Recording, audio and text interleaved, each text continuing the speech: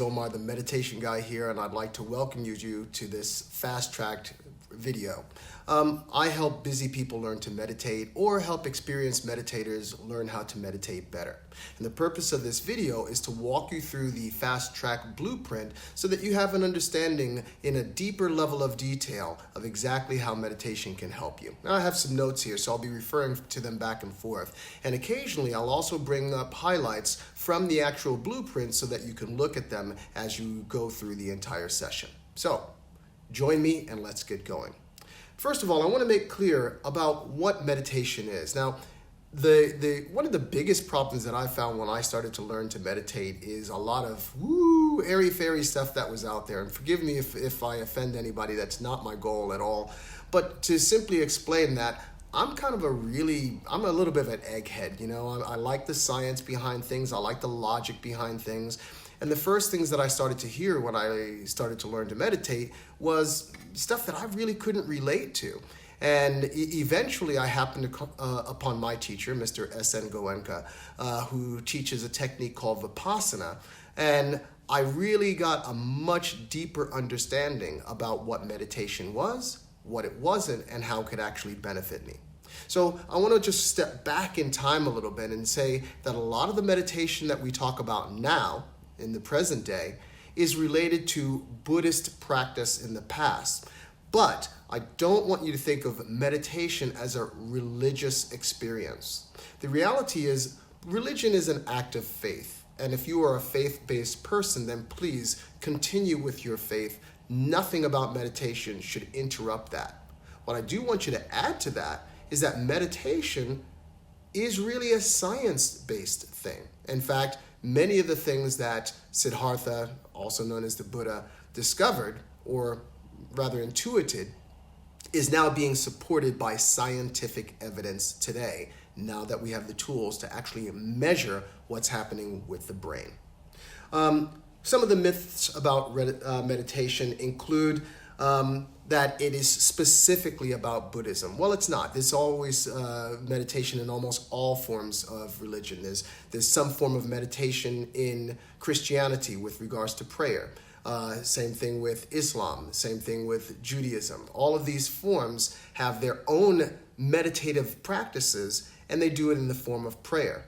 There are also other non-Buddhist religions or non-Buddhist beliefs or non-Buddhist philosophical things that encourage people to sit quietly from time to time on a regular basis to become more engaged with what's happening in their own minds and in their own bodies. So meditation is not a Buddhist experience. It is a global experience that anyone from any background can appreciate. Another thing that people worry about, especially business people, is, well, is this actually going to harm my practice? And when I say my practice, I mean my business practice. Am I going to lose focus? I'm going to lose my edge. I'm going to just kind of be really chilled out and unable to really Not at all. Geshe Michael Roach talks about the experience of a Tibetan monk who happens upon a person whose car had broken down, or maybe he was in the car when it broke down. And not having had any experience with cars at all, he asked some questions about what wasn't working, what was working, what this part did, what that part did. And through simple analysis, deep thinking, this monk was able to pinpoint exactly where the problem was and what should be focused on. Now, you might think that that's all kind of out there. So let me just roll back and say that there's something new that science has discovered about long-term meditators that we simply didn't know existed until very recently.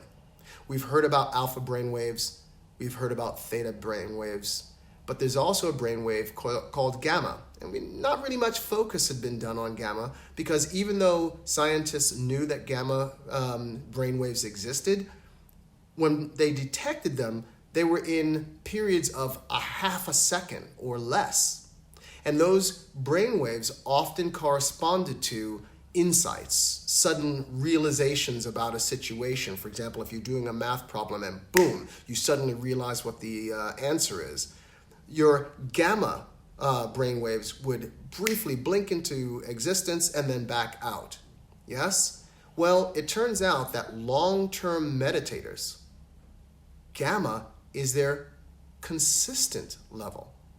That this thing that winks in and out for most of us is the way that their brain functions most of the time. So their ability to assimilate massive amounts of information and gain insight is something that is normal for those people who've been meditating for a long time. So as a business person, if you are facing different challenges, wouldn't it be useful to be able to have insight, to use your whole brain to assimilate information? I think all of us agree that it would be. Another myth of meditation is this concept of suffering, or I'm sorry to use some terminology, but in Buddhist terms, they call it dukkha. And we actually kind of probably misinterpret this word. It's like any other language that you use.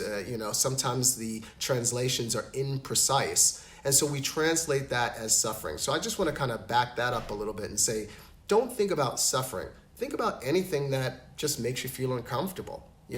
That's a sort of form of suffering or pain. And one thing about meditation is that it can help you deal with those uncomfortable things in a much more even-handed way. Typically, we're not even aware of how we're reacting until we're in full-blown reaction mode. Whereas meditation helps to create that space between the action and the reaction. As Viktor Frankl said, that space is where you have the opportunity to make a decision about how you're going to respond, and in that response, your future is determined. So by meditating on a regular basis, you increase that space, you increase that bandwidth, that opportunity for you to examine what your reaction might be and respond more appropriately rather than simply reacting in the moment. Another thing that we talk about is pain in general. Some people believe that if you meditate all the time, you'll start levitating and you'll be chilled out and all these other magical... No. You will continue to experience pain. Pain is inevitable. If somebody comes up and takes a pin, pricks it into your hand, the likelihood is that you will actually feel that pain. Maybe not, depending on what you're doing. Maybe if your focus is really, really tightly on something else, you might not feel it. But in general, pain is inevitable. The difference between meditating and pain and not meditating and pain, again, is that idea of suffering.